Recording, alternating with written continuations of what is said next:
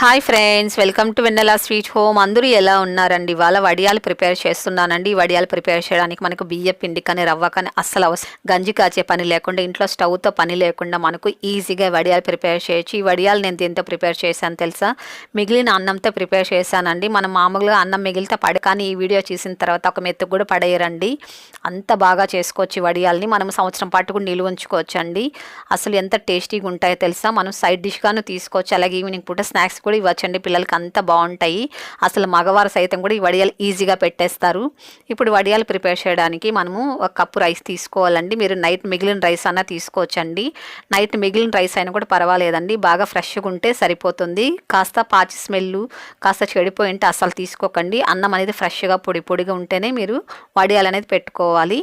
అలాగే మీరు స్టోర్ రైస్తో కూడా మీరు ఈ వడియాలు పెట్టుకోవచ్చండి. స్టోర్ బియ్యం ఉంటుంది కదండి, అది అన్నం ఉడికించుకొని కూడా వడియాలు పెట్టుకోవచ్చు. అంటే ఇది నేను స్టోర్ బియ్యమే తీసుకున్నానండి.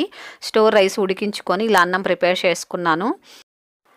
మీకు స్టోర్ రైస్ ఇష్టం లేకపోతే మీరు సోనా మసూర రైస్ కూడా అన్నంలాగా వండేసుకొని కాస్త చల్లారి పెట్టుకొని కూడా వడియాలు పెట్టుకోవచ్చండి. లేకపోతే నైట్ మిగిలిన అన్నం ఉంటుంది కదండి, అది కూడా పెట్టుకోవచ్చండి. సోనా మసూర రైస్తో కూడా మీరు ప్రిపేర్ చేసుకోవచ్చు.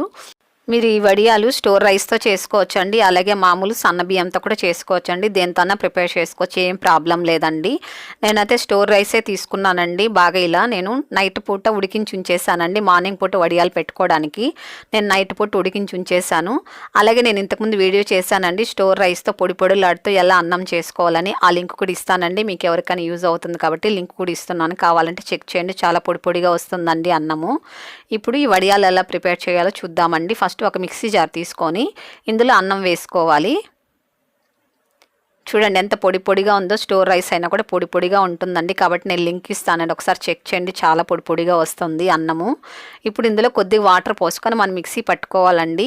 బాగా నున్నగా పేస్ట్ లాగా మిక్సీ పట్టుకోవాలి మనము. ఇంకా కావాలంటే మీరు కొద్ది వాటర్ పోసుకొని మిక్సీ పట్టుకోవచ్చండి. మామూలుగా మనము ఇడ్లీ పిండి ఎలా చేస్తామో అలాగా బాగా నీళ్ళు పోసుకొని కూడా మీరు మిక్సీ పట్టుకోవచ్చండి. దీనికి కొలత ఏం లేదండి. మనము నైస్గా మిక్సీ పట్టుకోవాలి అంతే. చూడండి ఇలా బాగా నైస్గా ఉండాలండి. నూకలాగా ఉండకూడదండి అస్సలు. బాగా మనం గంజి కాస్తే ఎలాగ వస్తుందో అలాగా నైస్గా పేస్ట్ లాగా ఉండాలి.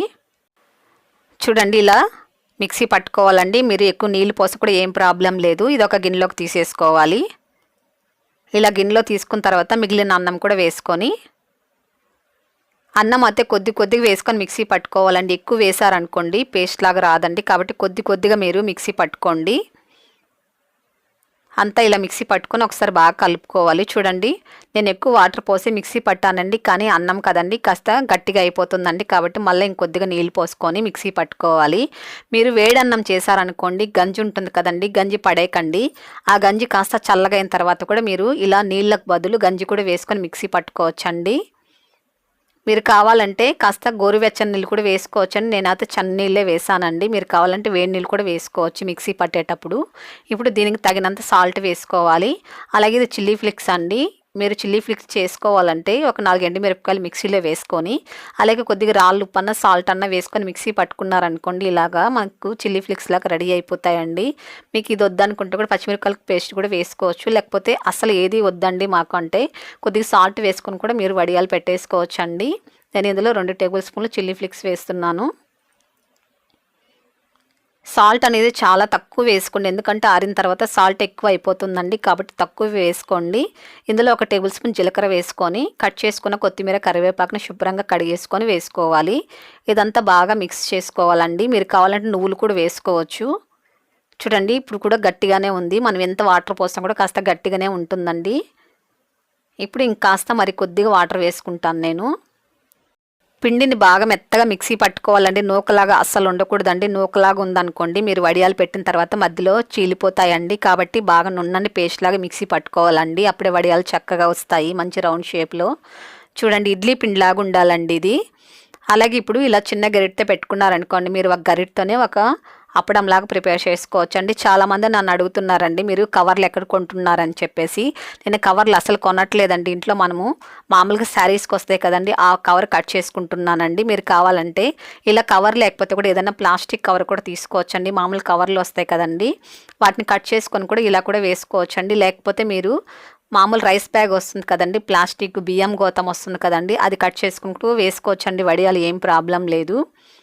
ఇప్పుడు వడియాలు పెట్టుకోవాలండి. మీరు కావాలంటే పెద్ద సైజులో అన్న వడియాలు పెట్టుకోవచ్చు, లేకపోతే చిన్న సైజులో కూడా వడియాల్లా కూడా పెట్టుకోవచ్చు అండి. నేనైతే పెద్ద అప్పడంలాగా చేస్తున్నాను. మీరు కాస్త మందంగా పెట్టుకోవాలండి. నేను ఇంట్లో పెట్టి చూపిస్తున్నానండి. మీకు ఎండ లేకపోతే ఇంట్లో కూడా పెట్టుకోవచ్చండి వడియాలు, ఏం ప్రాబ్లం లేదు. అయితే ఫ్యాన్ గాలి కింద పెట్టుకోవాలి. ఇప్పుడు మిగతాటివి నేను మిద్ది పైన పెట్టి చూపిస్తా చూడండి. ఎండలో పెడుతున్నాను.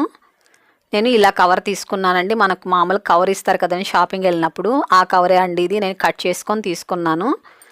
ఇది కాస్త మందంగా మనము అప్పడంలాగా పెట్టుకోవాలండి. మీరు వడియాలు చిన్న చిన్నవి పెట్టుకున్నా కూడా సరే, కాస్త మందంగా మీరు వడియాలు పెట్టుకోవాలండి. ఎందుకంటే ఆరిన తర్వాత చాలా పలచగా వచ్చేస్తాయండి, అలాగే మధ్యలో విరిగిపోతాయి కూడా. కాబట్టి కాస్త మందంగానే మీరు ఈ వడియాలు పెట్టుకోవాలి.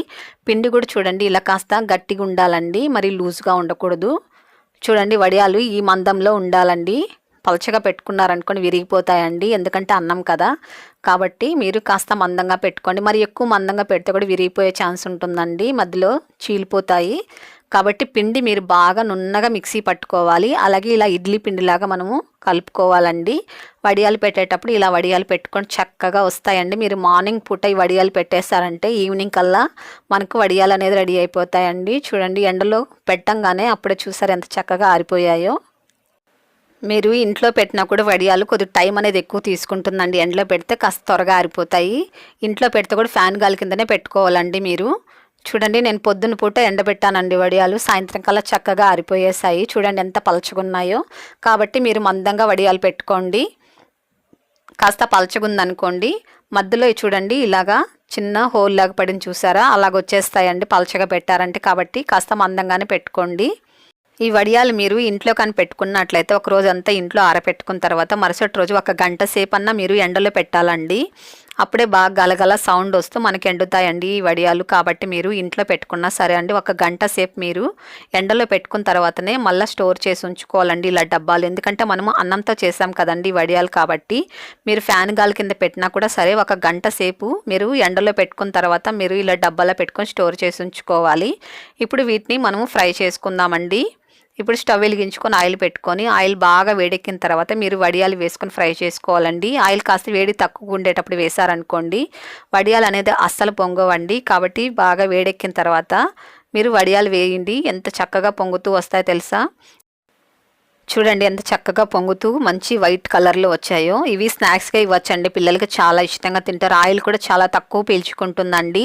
అలాగే సైడ్స్ కూడా తీసుకోవచ్చు. ఇంకెప్పుడు అన్నం మిగిలినా కూడా సరే అండి, అస్సలు పడేయకండి. ఇలా 1 ఇయర్కి నిల్వ ఉంచుకొని అప్పుడు ఈజీగా ప్రిపేర్ చేసేసేయండి. చూడండి ఎంత కలర్ఫుల్గా ఉన్నాయో. మనము కొత్తిమీర అన్నీ వేసాం కదండి, చాలా చక్కగా కనిపిస్తున్నాయి కదా. చూసారు కదండి ఎంతో రుచికరంగా మనకు అన్నంతో వడియాలు రెడీ అయిపోయాయి. మీరు కూడా ఇలాగే ప్రిపేర్ చేసి అలాగ వచ్చినాక తప్పకుండా కామెంట్ చేయండి, షేర్ చేయండి, లైక్ చేయండి, తప్పకుండా సబ్స్క్రైబ్ చేసుకోండి.